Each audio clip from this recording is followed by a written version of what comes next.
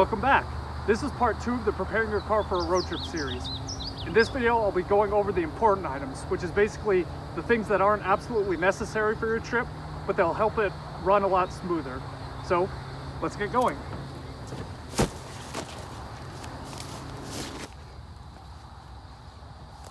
So first up is cleaning your windshield and all of your windows and mirrors. Now, as you're driving, your car gathers dust and film on all those surfaces. That makes it harder to see because the light reflects back at you and makes it kind of hazy. So if you clean all that off, it'll make your drive a lot more relaxing because you'll have an easier time seeing everything. You should also keep a spare set of keys on you. This is so that you don't accidentally lock yourself out of your car while you're going. New cars don't really have this issue as much as older cars do, but it's always a good idea to keep a spare set on you. The spare set should always be on either you or one of your friends. Don't put it in your luggage, don't put it inside the car itself. It should stay on you.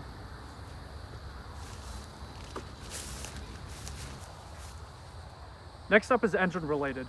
You don't have to be knowledgeable in vehicles to do this, but if you're uncomfortable with any of it, feel free to ask one of your friends who knows more about cars to help you with this. But it's pretty straightforward, so it shouldn't be hard.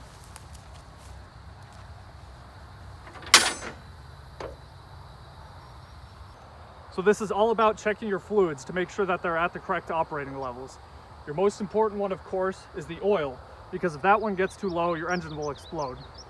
Some other important ones to go over would be your brake fluid, your clutch if you have a manual transmission, the coolant, the air conditioning. There's a special process for checking your AC fluid, so you can look up a video on how to do that specifically. And your power steering fluid, if your car has power steering. And last but not least, you need to check over your drive belt. This means that you should see if it has any cracks on it, if it's dry rotting, if it's oily, if it's loose. You should make sure that your belt is in good condition.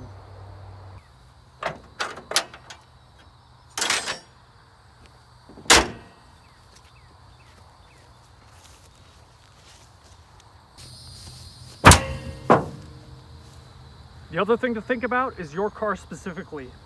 If you recently bought a used car, possibly with high miles, the first thing you want to do is use it as a daily driver for about a month or so. Because the last thing you want to do is take an unfamiliar car on a road trip with you, because you won't know what problems will start coming up on it until you're driving it for a long time consistently. Now we'll move on to some of the equipment you can take with you. This is all stuff that will help out in case of problems, mostly as a just-in-case factor. I'll go over each one of these things individually so that you understand when you might need any of them.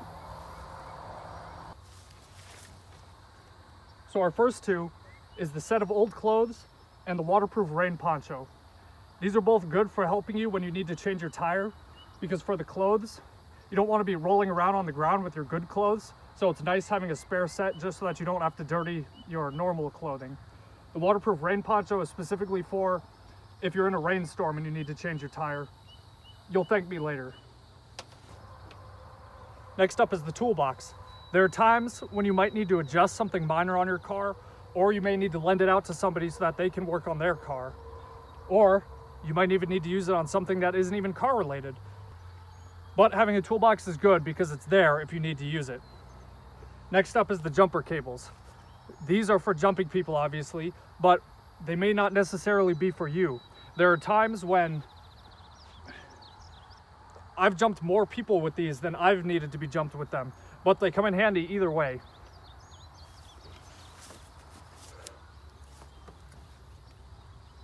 We have a tire pressure gauge in case you need to check your tire pressure on the go. And then we have a small first aid kit.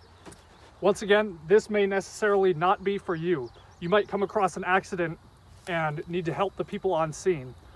So it's always good to have a first aid kit on hand. Our last item is a flashlight. Now, of course, most new phones have a flashlight feature, but just in case you need to use your phone for something else, or you need to lend a flashlight out to another person, it's good to have a dedicated flashlight on hand. But most importantly, the last thing we need to talk about is keeping about $20 to $50 on hand in your car. This is so that if you lose your wallet, if your card gets declined, you always have cash inside your car. That way you can at least fill up your gas tank to get home. A note to remember, do not ever leave money visible in your car. Any amount of money that's visible is an invitation for somebody to break in. So make sure wherever you keep it, it's hidden.